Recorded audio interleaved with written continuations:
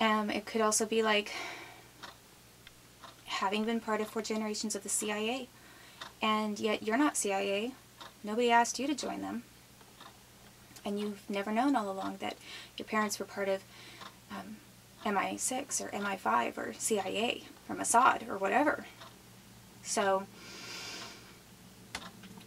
it's kind of like being, sort of like discovering that you have a twin, or a brother or a sister that you never knew about, and then finding out that you have all these things in common with them, and you had no idea.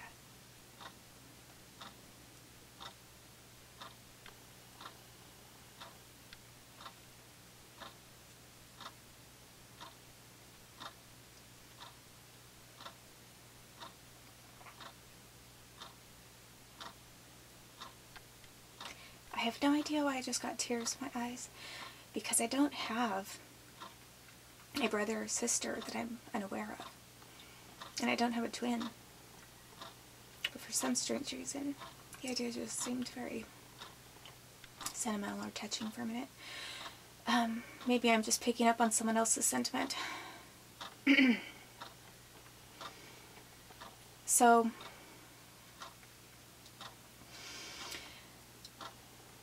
you know, there were also things that I later found out about Diana that had some correlation to things that happened in my life, and I didn't know why that was. I mean, I wasn't drawing just random conclusions about things. There were a few things that sort of seemed to have some kind of bearing on my life or family's life. A little bit of people that knew people that were connected in some way. So, you know, so I kind of stumbled across some of these things later in life, just randomly out of my own curiosity. And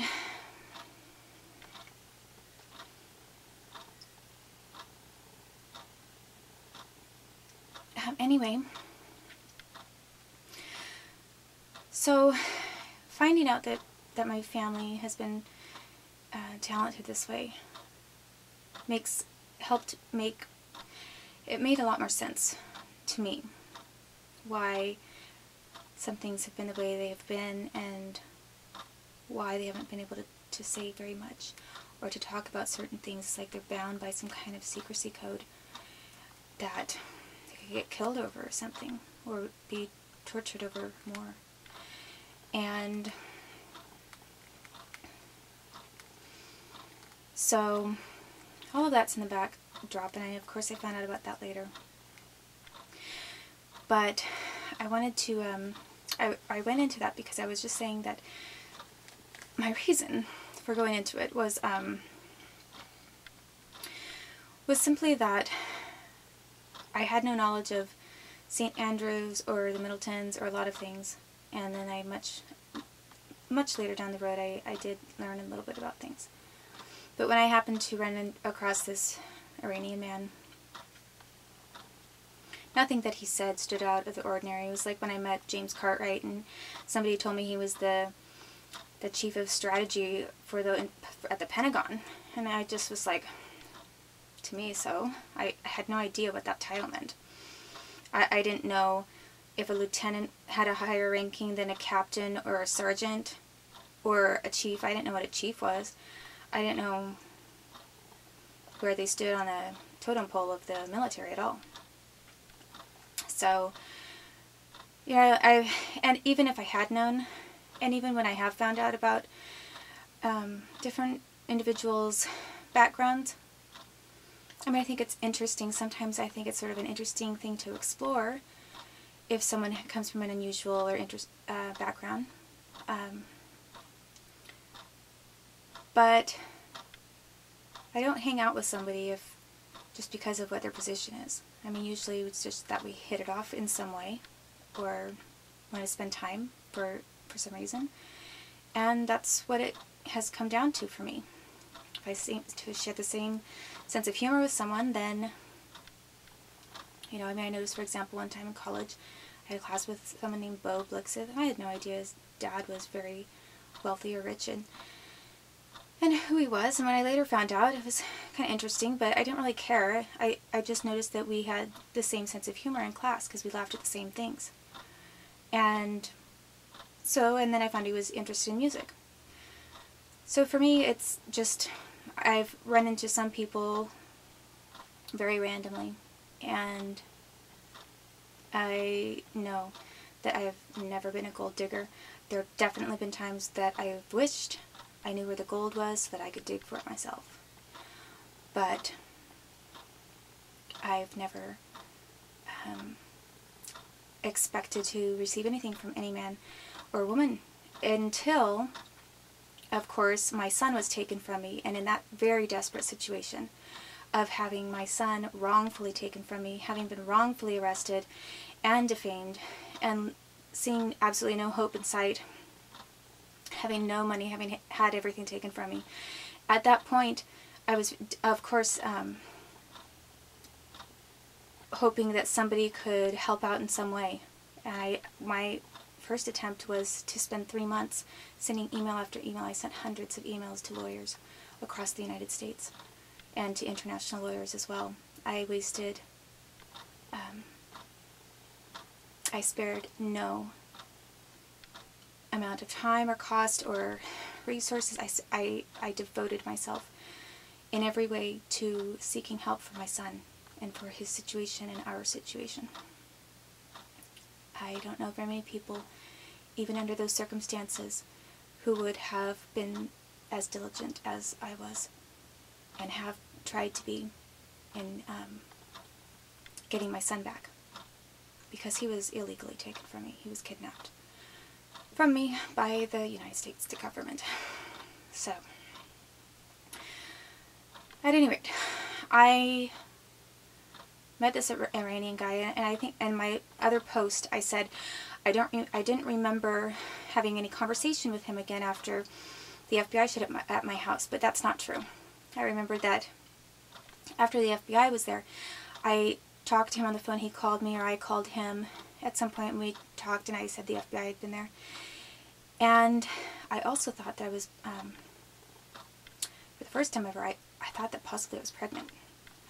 And I was, at that time in my life, with one person, maybe. I think one person, or maybe, yeah, maybe one, that was, or two at very most. I think of one by choice, where it was voluntary and not rape or date rape.